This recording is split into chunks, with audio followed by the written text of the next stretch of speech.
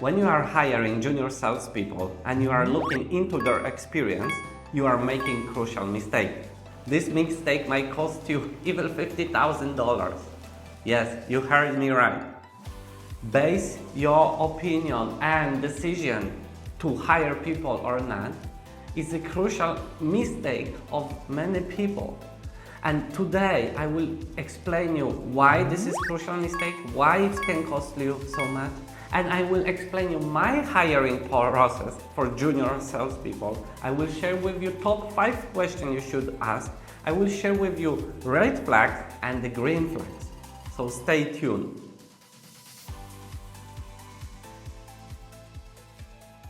Hello everyone, my name is Adam Skoneczny and you are watching Go Global Asia podcast.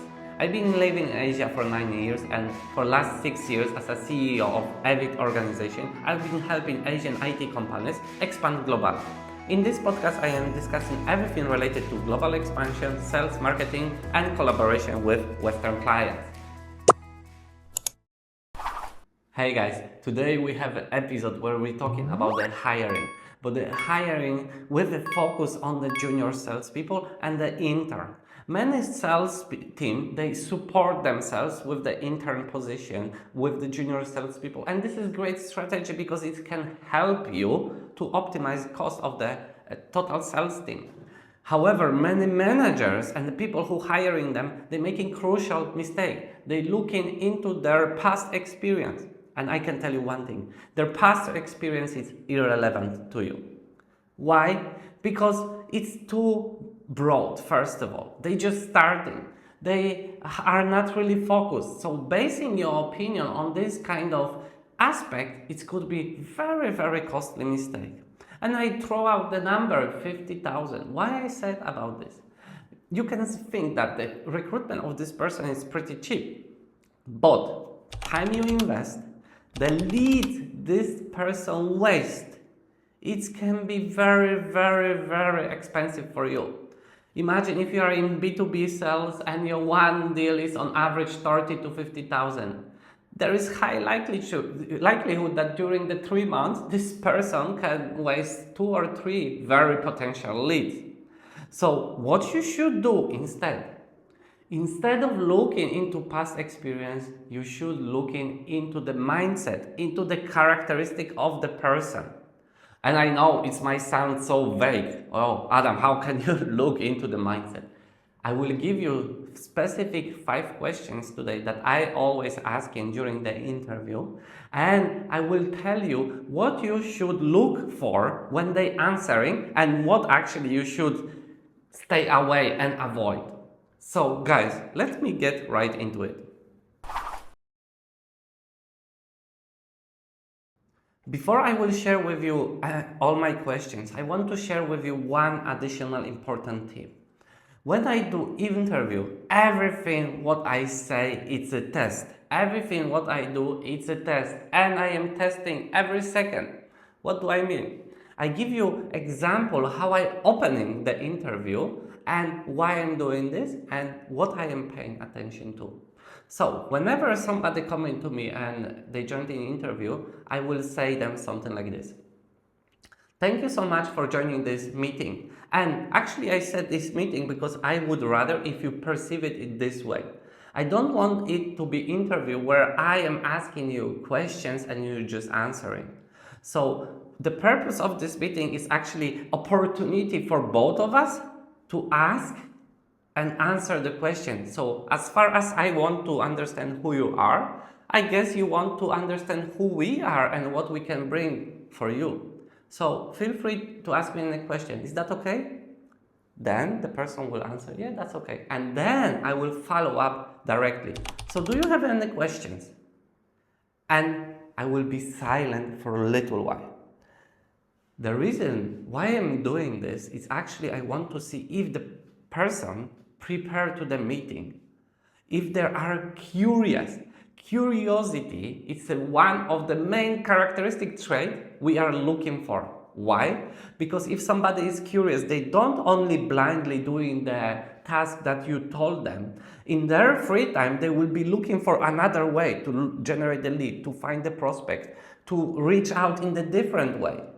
That's why we need to have a curious people. And if the person joining the meeting, they don't ask you right away the questions, that's might mean they are not really curious. They came here to just do the job that you told them and learn only. That's it. So guys, this is a perfect example how you should use and leverage every minute of the interview for the purpose of testing the potential hire. Again, this is high stake meeting. You can lose a lot of money and a lot of time. So make sure you know what you are doing. So guys, let's get into the questions. Question number 1. Why do you want to join to our company? Bad answer. I saw advertising and I would like to join to your company. Good answer. I saw that your company now is entering the new market and you're looking for the people who can help with this global expansion project. I am really interested in the sales and collaboration with the people from around the world. That was my main motivation. Guys, this is a very general question, but what we are looking here for, we're looking for the hints that the person research about the company, research about what we are doing, and they're also very specific with the things that they want to do. Why? Because if they're specific with the things that they want to do, they know what are they passionate about, and they will put their attention to their passion. However, if somebody give you generic answer that they saw advertising and they think it's interesting, so they want to join, this is not the best answer you can hear. I guess probably you know already why. So let me move to question number 2. Why IT industry? Bad answer. Oh, I see IT is very trendy and I want to like to join to this industry. Good answer.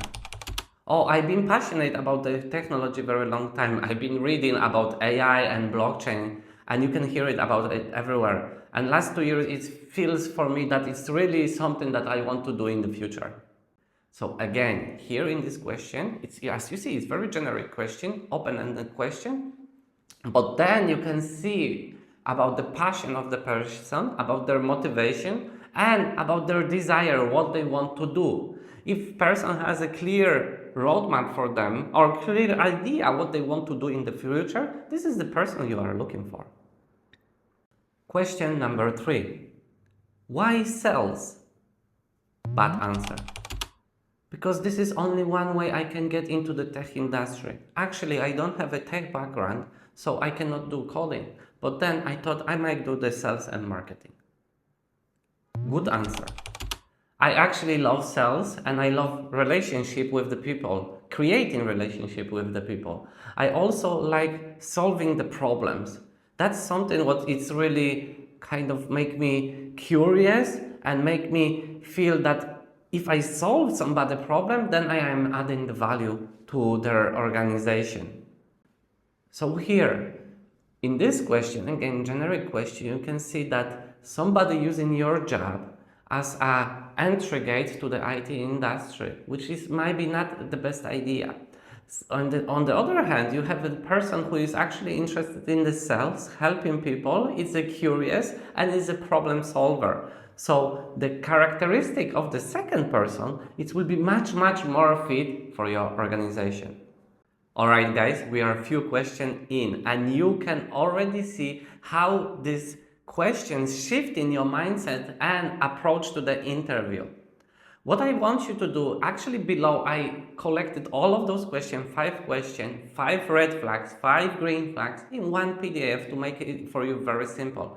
Please go down below, download this and use this PDF file for next interview. And now let's move on with the question number 4. Can you share with me example of the task or work you did before and you found it very boring and kind of repetitive? Bad answer. No, actually I never done anything boring. Most of my job I do enjoy. Good answer. Yes, obviously I was exposed to many jobs that were boring and I had to do repetitive tasks. What I am usually doing, I'm finding my way to enjoy it. Maybe I will listen to music, or even more what I like to do is actually find a way to do it faster, maybe do it automated or do it in a different way that actually I will enjoy. Here we start looking into the specific skills. Imagine that in the junior salespeople or lead generation specialists, you will have a lot of repetitive tasks, and you need to make sure that those people can stand it. Imagine sitting 2-3 months in front of the computer and copy paste, find the prospect, copy paste. It's extremely boring, and most of the people hate that. However, if you want to graduate in the sales career, you need to go through this period, and actually you need to find your way to do lead generation. Lead generation is the foundation of everything. So if you talk to the people and you see that they have the way to kind of push through the boring job, this is the person you are looking for. And the last question, question number 5. Tell me a situation that you faced really big challenge, either in your school or in your past job. Tell me, how did you approach it and how did you solve it? Bad answer. One time we had this big challenge and we were working in the group, and one of the member, he was not performing well. So I asked him to go faster and do it better. Good answer. One time we were in this project working in the group, and one member, he didn't perform well. First of all, I asked him to try push harder and deliver the job, but I was still seeing that he cannot do it. So then, as a second step, I would join with him and I help him out. I give him a little bit direction. Then I observed his job and was kind of verifying if he's doing well or not. If he couldn't do it, then I had to go to the teacher and ask the teacher what we can do in this situation. But in that case, what I actually described in you, the person, after my advice, he was okay to finish his task. So here, in this question, what we are looking for the mindset of blaming. If there is somebody who faces challenge and they blame outside forces, something outside of themselves, and they kind of expressing, oh, this is not their fault, you need to avoid those people. And I can tell you, not only for the junior sales position, for any position in your organization. However, if you see the person that's taking responsibility for the challenges and showing the multiple way how they solve them, this is the person you want to work with. So now, guys, I will share with you 5 red flags that you need to pay attention to, observe, and if candidate expose one of them, probably you want to avoid working with them. So number 1, coming late to the interview. I think I don't have to explain. If somebody coming late to interview, you can be sure that they will be coming late to the work, not deliver, so on and so forth. Number 2, poor presentation at interview. And I don't mean what they say, but how they look. If they don't pay attention to their appearance, so their characteristic might be a little bit messy, might be difficult for them to follow your order and the structured process at your work. Number 3, they didn't prepare any questions. So at the beginning of interview, I show you how you can ask them if they are prepared any questions. Then you can do the same thing after interview. After asking those 5 questions, say, so do you have any question to me? And then if they cannot answer any question, that's mean they didn't prepare. Number 4, they provide vague answer, or they are not really specific. If you ask them one question and they go around and they're talking about something else, that means they might not have the best characteristic to join to this job. You want people with the focus who know what you're asking them for and they can follow up with the instruction. Last thing, people did not research about your organization. If they're not familiar with the position, if they're not familiar what you are doing, avoid those people because they don't want to invest in your company. They don't want to invest in this role. Maybe they come only for 2 months, 3 months. Maybe they have their own agenda, their reason, which is not really delivering value for you. Guys, let me be brutally honest with you.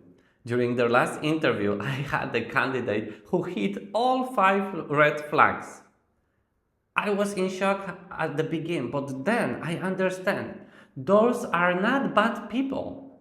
There are just people who are not ready yet. When you hire for a junior position, they're usually very young. So keep it in mind. Now, let me share with you 5 points, 5 green flags that you should pay attention to. And if you see them, then you have a good candidate. First of all, they come early. They come 5-10 minutes ahead of interview. They actually thinking that there might be traffic, there might be difficulties to find the office. So they plan ahead of the time. This is very good characteristic trait. Number 2, they smile, they have a positive body language, and they look good. Obviously, you can be sure that if this is their personality, if they looking after themselves, if they're smiley, if they pay attention to the detail, this is the same way how they will be working in your organization. Next, show initiative. Basically, they did research about your organization. They prepare the question. They know what you are doing and they know what you're expecting from them. Next, they have a very strong learning habit. If you got the hints from them that they love learning, they love improving their skills, this is something amazing. Last, they have a clear goals. They know what they want to do, they know why they do it, and they know where they want to be in the future. So basically, they might ask you the question, so can you explain me what is the career path, or can you explain me what is the learning process in your organization? Can you explain me, let's say, if I stay with you 2 years, what can I achieve, where I can be? Those are the questions that those questions will appoint you that they look into the future. So pay attention to them. So guys, as you see, hiring junior position, it's not about their past skills. It's about their characteristic, it's about their drive, it's about their personality. Ask those 5 questions. Look for the 5 red flags, look for the 5 green flags, and this can help you to assure that you have the right person in your team. And guys, if this video somehow changed your thinking about recruitment and make you feel that, okay, I have a new way, how can I approach this? Please do me a favor, hit subscribe button. That will help me a lot as well.